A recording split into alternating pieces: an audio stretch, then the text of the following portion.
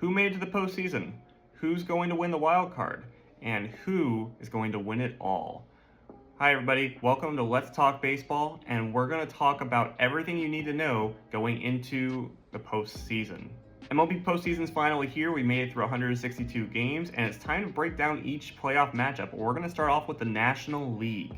The first matchup we're going to talk about is the Cincinnati Reds against the Los Angeles Dodgers. The Cincinnati Reds did a lot to be able to make it into their postseason this year, and we're going to talk about them a little bit. In their past 30 games, they have 6 players giving at least league average offense of 750 OPS or better, and that includes Tyler Stevenson, who has a 927 OPS and 4 home runs in the past 30 games. However, they don't have a lot of postseason experience. Guys like Gavin Lux and Austin Hayes both have postseason experience, but they're both really tough experiences with less than 200 batting average between the two of them. And Austin Hayes, while he's been hitting well of late, is dealing with a lingering back issue. So this offense might not be able to keep up with the Los Angeles Dodgers, but their pitching gives them a chance. They have guys like Hunter Green, who's pitched extremely well all year, including a 2.64 ERA and a .85 WHIP in the past 30 games. They also have guys like Andrew Abbott and Brady Singer, who have been putting in solid contributions as well, but they're not nearly as dominant as Hunter Green. So this team does have sleeper team potential, but they are going up against the juggernaut that is the Los Angeles Dodgers. The Dodgers are also 8-2 in their past 10 games, but their offense is much stronger, with guys like Shohei Ohtani, Mookie Betts, and Freddie Freeman all performing the way that you would expect them to be, including Shohei Ohtani having over a 1,000 OPS. Not only that, they have a couple other guys that are also giving at least 750 OPS as league average offense. Now, they are without their star catcher Will Smith, and that's something that will hurt them, but the difference in this one is the starting pitching for the Los Angeles Dodgers. Yamamoto is pitching like the Cy Young that he's pitched like all year, and Blake Snell and Tyler Glasnow are pitching like aces right now, so that front end of the rotation that the Dodgers have is untouchable. Now, their bullpen, it's very beatable. They've only converted 8 of their last 14 save opportunities. But with all the postseason experience that they have and the offensive juggernaut that they have at that top of the lineup, it's hard to go against the Dodgers here. Now, I'd love for Cincinnati to prove me wrong and be the Cinderella team that we all want them to be, but Cincinnati, you made it this far. That's a win already in our books. So great job, Cincinnati Reds. It's gonna be the Dodgers. Now let's talk about the other National League matchup in the San Diego Padres versus the Chicago Cubs. Now, we'll start off with the Padres. The Padres have some solid offensive pieces. Fernando Tatis and Jackson Merrill are both contributing at a very, very high level, along with Luis Arraez, surprisingly. But the rest of their lineup, not that great right now, with only 3 players really posting above a 750 OPS in their past 30 games. Now, they do have some postseason experience in Manny Machado and Fernando Tatis, with Tatis being out of his mind in the postseason, with a .375 career batting average and 6 home runs. But their offense, not great. But the story of the Padres is not their offense this year, it's their pitching. They have a solid front end of the rotation in Nick Pivetta, Dylan Cease, and Randy Vasquez. None of them are pitching lights out right now, but they're all pitching very strong and what they would need to do to be able to win a postseason game. The difference is the bullpen. The bullpen is absolutely lights out. In their past 30 games, they've only blown 1 save opportunity. That's insane. And this team is riding a really solid streak going into the postseason, going 7-3 in their last 10 games. So this team is going to be formidable from the pitching standpoint. But now let's look at the Cubs, who have a lot more to contribute offensively. Michael Busch, Ian Happ, and Kyle Tucker are all hitting very, very well. Kyle Tucker coming off of injury, as well as getting solid contributions from a couple other their guys on their team. And they do have a little bit of postseason experience as well with Kyle Tucker and Justin Turner. Yeah, I know, that Justin Turner from the Dodgers. But they are going in a little bit cooler than where the Padres are. They're 4-6 in their past 10 games. And their pitching is not nearly what the Padres have. Colin Ray and Jamison Taillon are pitching well. That's kind of where it ends in their rotation. They just lost Cade Horton to injury, and Cade Horton was pitching extremely well and would have given them a great chance to win in this series. But his injury is going to make it very difficult for the Cubs to be able to win this series. And their bullpen's not nearly what you would get out of the Padres, as they've blown 8 of their past 13 save opportunities. They have a saying in football where defense wins championships. Same range true in pitching, and I just think the Padres pitching is going to dominate in this series. I'm going to give this matchup to the San Diego Padres. Now let's move on to the American League, where we have two interdivision matchups, which is extremely exciting. So we're going to start off with the Tigers and the Guardians. Now, the Tigers are riding into the postseason on a very low note, losing that division championship to the Cleveland Guardians.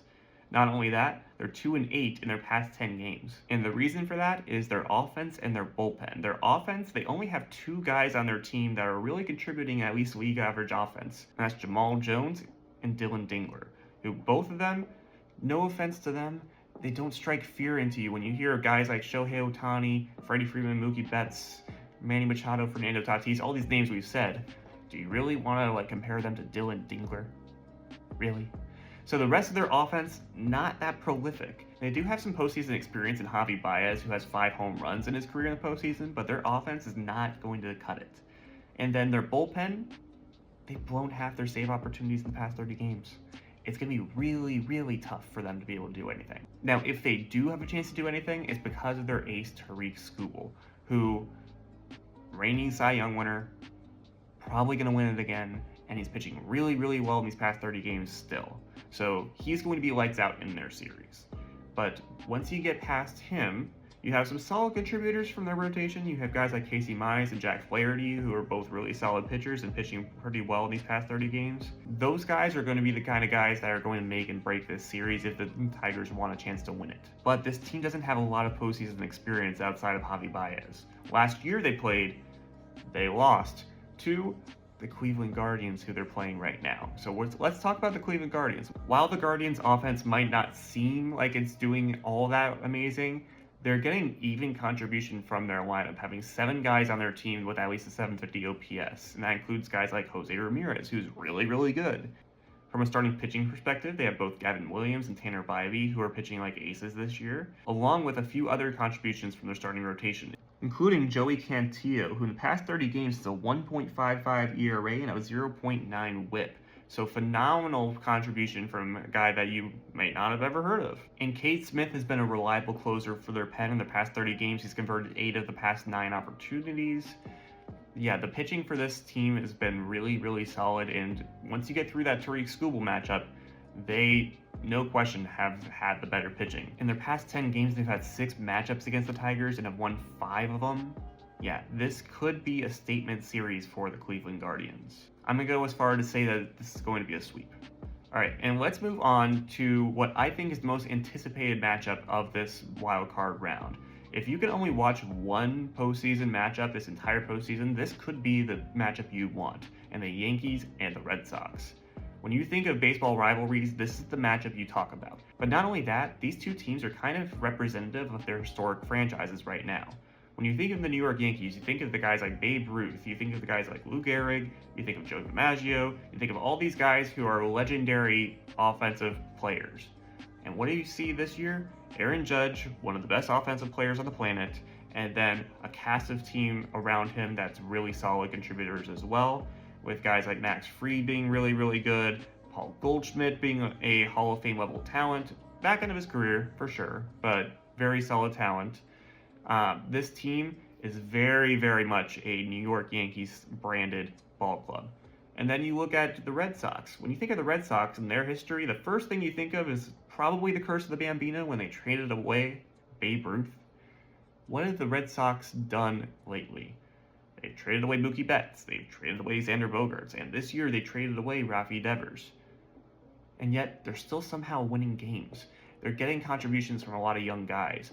And Alex Bregman has been really impactful to this team. So let's talk about these two teams and what the differences are going to be going into this matchup. This whole Red Sox lineup is contributing, having 8 players with at least a 750 OPS in the past 30 games. And the aforementioned Alex Bregman, he has 19 home runs in his career postseason. Now they're going to be without their star Roman Anthony for this series, which is going to make things a little bit more complicated, but that hasn't stopped them from playing to a 6-4 record in their past 10 games. Now they do have guys like Garrett Crochet, who they acquired in the offseason and has been phenomenal for them throughout this season.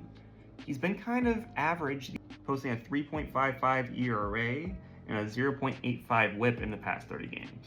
A name potentially to watch is Connolly Early, who has a 2.33 ERA and a 1.09 WHIP in these past 30 games.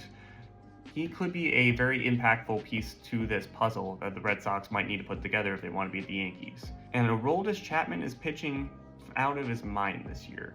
He's looking like vintage Aroldis Chapman. He hasn't pitched as well these past 30 games, as the Red Sox as a team have blown 4 of their past 11 saves. But all in all, Aroldis Chapman has the postseason experience that you're not worried about what he's going to be contributing to this team. So the offense, not going to blow you away, but overall, like, there's no easy out.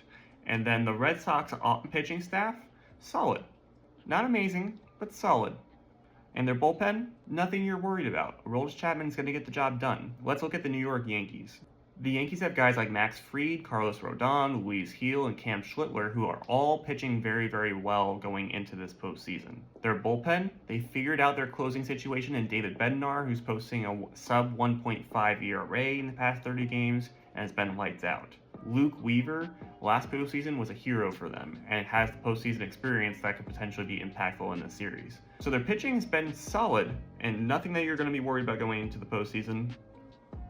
But this team is all about Aaron Judge. Shohei Ohtani, for comparison, has a 1,000 OPS in his past 30 games. Aaron Judge has a 1,300 OPS in his past 30 games, which is insane. And then they're also getting contributions from their other pieces in the lineup as well, with 5 other players contributing at least a 750 OPS in that time. Postseason history, Giancarlo Stanton and Aaron Judge both have at least 15 career postseason home runs, and they're 9-1 in their past 10 games. So the Yankees have a lot going for them that's right. The thing that if I'm the Yankees I'm concerned about is guys like Max Fried and Devin Williams both had really tough postseasons last year, and the rest of the rotation kind of similar, having tough postseasons in their careers. But the thing that I believe is going to give the Yankees the edge in this matchup. The media has been talking about how Anthony Volpe has been atrocious in the field all season long. The Boston Red Sox lead the majors in errors by a wide margin. The Yankees are 10th worst in errors in baseball. The Red Sox are by far the worst defense in baseball. The Red Sox don't have a lot of weaknesses. The Yankees don't have a lot of weaknesses overall. This is going to be a really hard-fought series between the two. But at some point, there's going to be a defensive swing that's going to give somebody the edge in this matchup. So I'm going to have to give this matchup to the New York Yankees. Now, am I going to be correct in all of the predictions I've made? Probably. But if you don't agree with me, feel free to tell me what I might have gotten wrong in the comments. Feel free to give a like, whether you like this content or you didn't.